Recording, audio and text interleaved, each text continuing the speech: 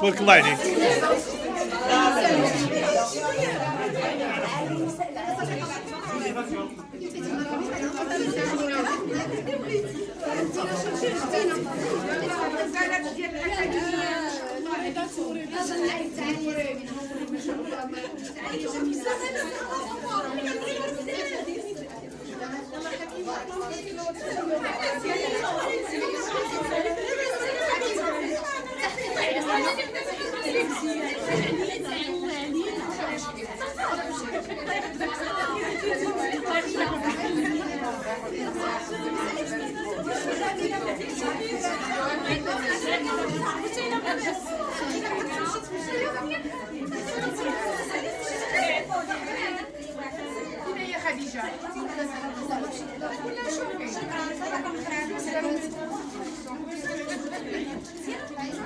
خديجة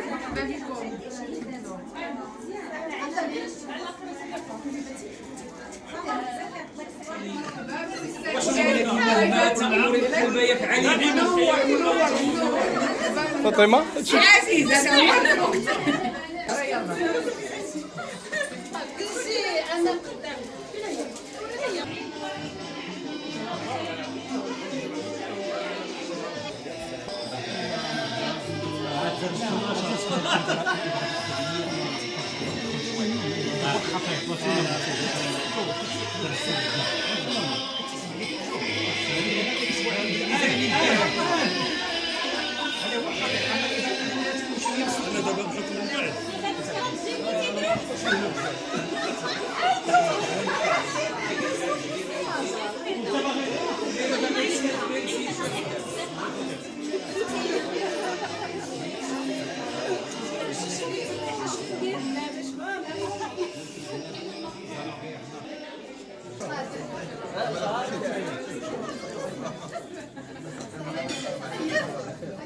السلام عليكم.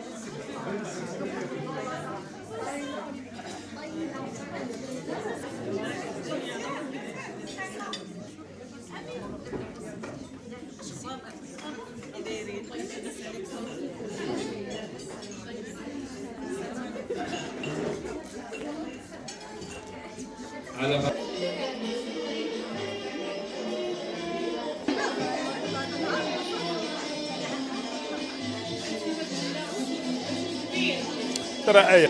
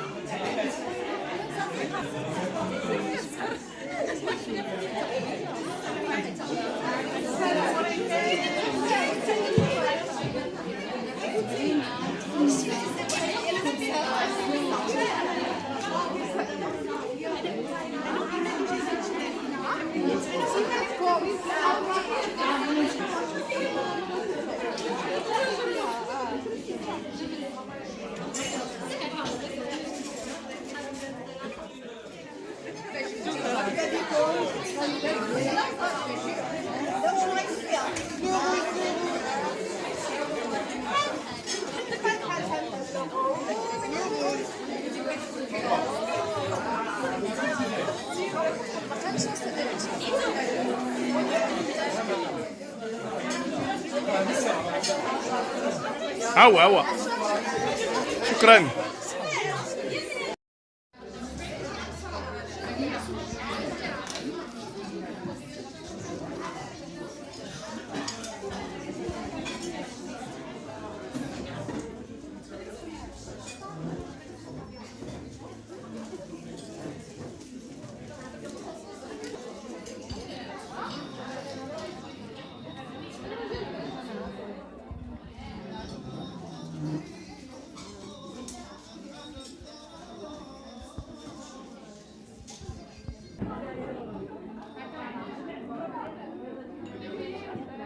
خلي عندك، خليها تيجي الأستاذة.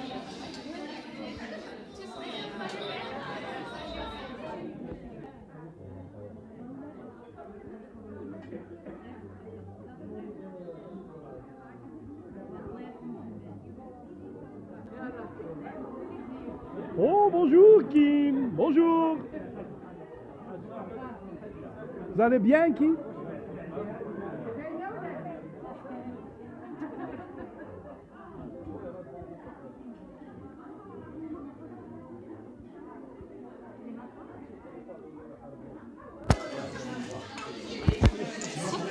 نعطيها واحد.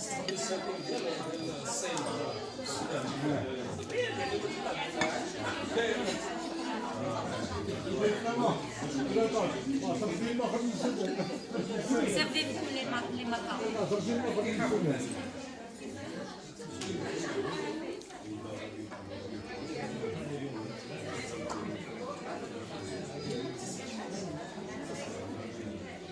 هيا باغا تصوركم صح.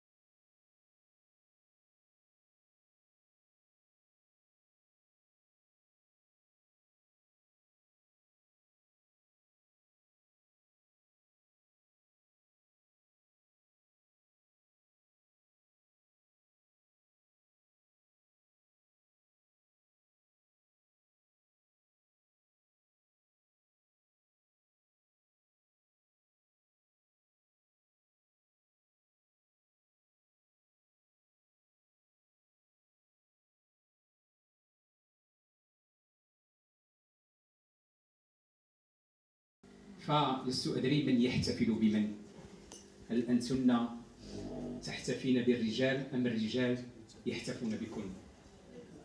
فهذا العيد الجميل وهذه اللحظة الإنسانية العميقة التي نحتضنكن فيها كأخوات، كصديقات، كزميلات في العمل. أكيد أن هذا اليوم هو يوم لاسترجاع ما قمتن به، للوقوف عن هذا الحنان وهذا العطف شكرا لكن، وسأعطي للسيد المدير الذي خبر اللواتي يعملن بجانبه ليلقي كلمة بهذه المناسبة، فليتفضل مشكورا سيد المدير.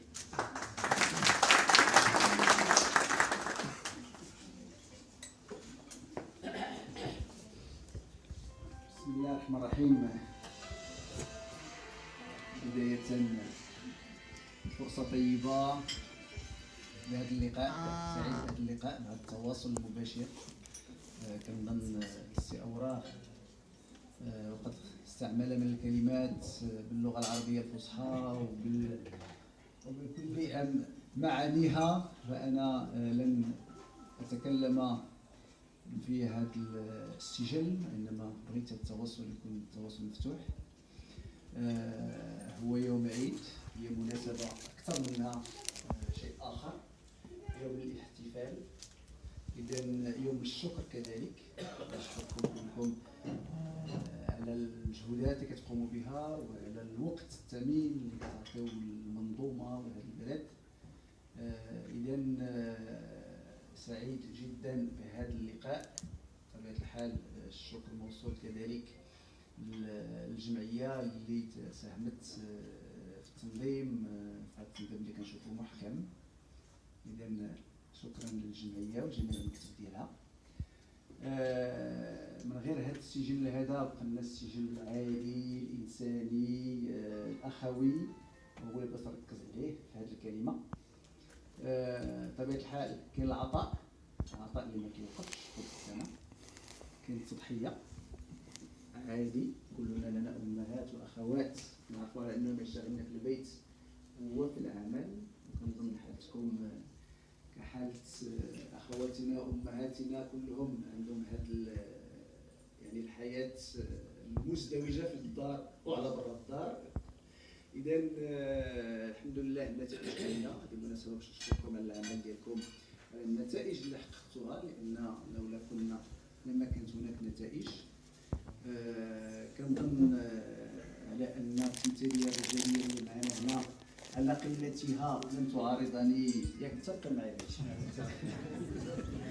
إذن سنة سعيدة، كل عام وأنتم بخير، مزيد من التألق، مزيد من العطاء، ومزيد من الوفاء للمرأة المغربية وللمرأة في الأكاديمية، وشكرا لكم. شكرا السيد المدير على هذه الكلمة التي عبرت بها بلغة عربية لها وقعها وأثرها على الجميع. أيتما ديستما تنميرت ديستما تشيرخ أسلمة دخثار سي محسن الزواق نقلنا ولا، لأن يسيو ختوتمي أسكواسا لم تحتفل 8 مارس أسكواس أس تتمي. في الحقيقة كيف هذه الكلمة الطيبة والجميلة، وسنعطي الكلمة مباشرة لشريك أساسي الأكاديمية، وهو رئيس جمعية مبادرات الأعمال الاجتماعية دكتور سمير صداق، ليتفضل مشكور. السلام عليكم. بسم الله الرحمن الرحيم، والسلام على أشرف الأنبياء والمرسلين، وبعد. السيد المدير المحترم، حضوركن وحضوركم معنا بمناسبة إحياء ذكرى اليوم العالمي للمرأة الذي يصادف يوم 8 مارس من كل عام، ويعتبر اليوم العالمي للمرأة فرصة للدلالة على احترامنا وتقديرنا للمرأة، والاعتراف بإنجازاتها الاقتصادية والسياسية والاجتماعية في كل أنحاء العالم. حضرات السيدات الفضليات والسادة الأفاضل، يكتسي الاحتفال باليوم العالمي للمرأة هذه السنة طابعا متميزا نظرا لكونه الأول منذ تأسيس الجمعية في ماي 2019. ناجحة ومهندسة متمكنة وطبيبة ماهرة وإدارية متميزة وعاملة مقتدرة وربة بيت بارع. في الحقيقة علينا جميعا أن نفتخر بما حققته المرأة المغربية بكدها وتفانيها عبر مختلف المراحل التاريخية. حيث مساهمتها الفعالة في المجتمع، مما مكنها خلص التهاني والتبريكات وأصدق المتمنيات لجميع نساء المغرب بصفة عامة ولجميع الموظفات والمستخدمات بالأكاديمية بصفة خاصة لما يقدم له من خدمات جليلة لهذه الأكاديمية، راجيا من العلي القدير أن يمن عليهن وعلى ذويهن بموفور الصحة والعافية، وأن يكلل أعمالهن بمزيد من التألق والعطاء. وبالمناسبة أيضا أتقدم بالشكر والتقدير للسيد مدير الأكاديمية عرفانا منا لما والامتنان. حضرات السيدات الفضيات والسادة الأفاضل، إن مكتب الجمعية سيظل وفيا لأهدافها الأساسية التي أسست من أجلها، كما سيعمل كفريق واحد لخدمة جميع المنخرطات والمنخرطين، مؤازرا طبعا بتعاونكم ودعمكم، سائلا العلي القدير أن يكون لنا المعين جميعا. والسلام عليكم ورحمة الله وبركاته. ولكن عاملات بالأكاديمية، ولكن الجمعية اختارت هذه السنة كعادتها أن تكرم امرأة أو امرأتين على أبعد التقدير، وهو تكريم لكن جميعا. سأنادي على الأستاذة بالعربي أمينة. هي مفاجأة. أمينة بالعربي اختارتها الجمعية واختارتها أعضاء الجمعية للتكريم، وهي بطبيعة الحال هو رمزي فقط، ولكنه كله تكريم لكن أيتها الجميلات، أيتها الحبيبات، أيتها الزميلات. شكرا لكم. سيتفضل حاجة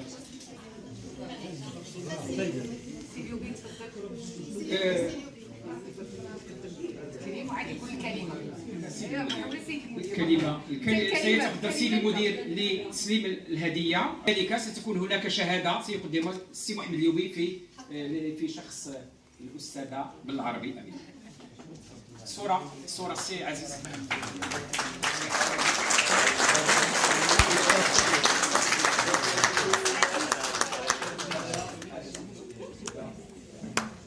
أشرف المرسلين، السيد المدير المحترم، السيدان المديران المحترمان، السادة رؤساء الأقسام والمصالح بالأكاديمية، السيد رئيس جمعية مبادرات الأعمال الاجتماعية بالأكاديمية، السيدات والسادة الموظفات والموظفين وأطر هذه الأكاديمية العتيدة، أيها الحضور الكريم.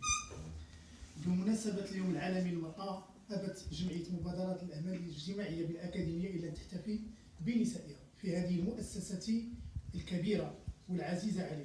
وبهذه المناسبة الكريمة يسعدني أن أتحدث باسمكم عن السيدة المحتفى بها، وإن باقتضاب، وأبدأ كلمتي بالبيت الشعري المشهور: سقف بيت حديد ركن بيت حجر.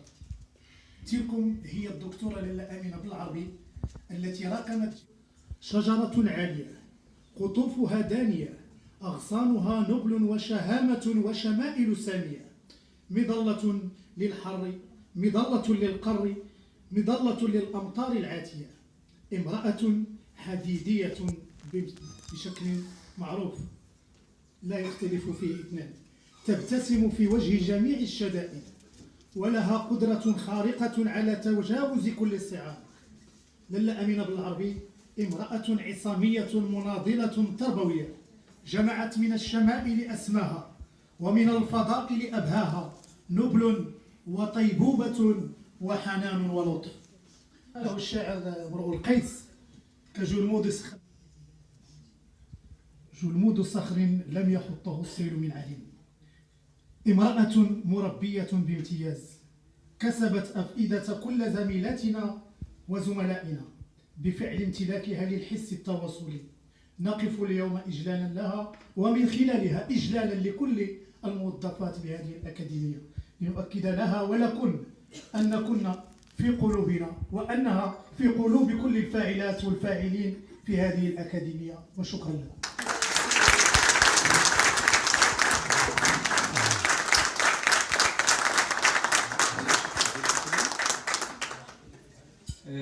الاستاذه امينه تفضلي. السلام عليكم. اخجلتموني، يعني زعما المعتاد عليه هو ان الانسان يعني لا يكرم حتى يحال الى التقاعد. يعني الا ما شفتونيش غدا لقد احلت.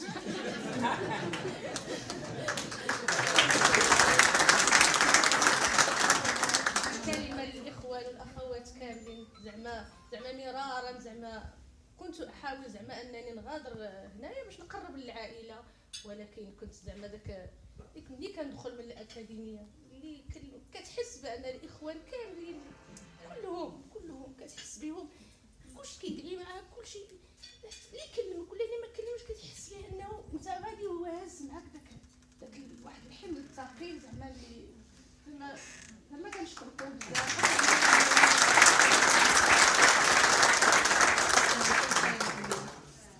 شكرا استاذه على هذه الكلمه المؤثره، واللي في الحقيقه نتقاسم فيها كل هذه العواطف النبيله والجميله، ونحن اسره واحده، بين بالعربيه جزء منا ونحن جزء منها.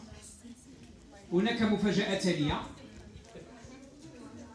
ثانيه سنكرم فيها كذلك رمز نسائي بالأكاديمية.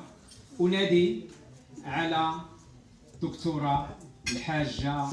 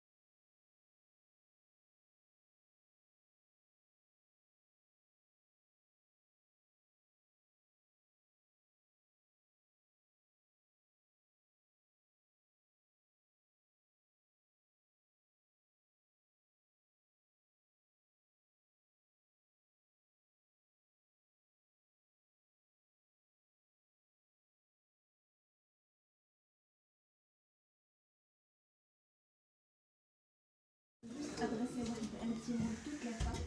Alors, quel que soit votre niveau intellectuel, votre âge, votre profession, la force est en vous. Alors, soyez toujours confiante, soyez toujours شامخة. إذا شكرا السيد المدير على الحضور، شكرا على هذا الدعم.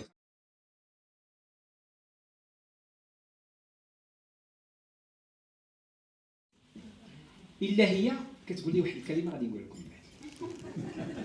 ذات يوم من الايام حنا في واحد الموضوع خصنا نطلعوا نقنعوا المدير، نقنعوا السيد المدير بواحد الفكره جبناها وكلفتني. قال لي طلع قلت لها انت لا طلعنا طلعت.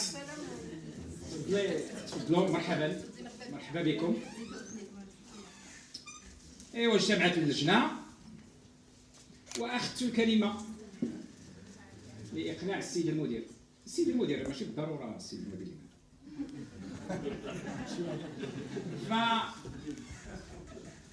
لم أستطع إقناع السيد المدير. السيد المدير هذا الشيء ماشي، وما يمكنناش نرجعوا للور.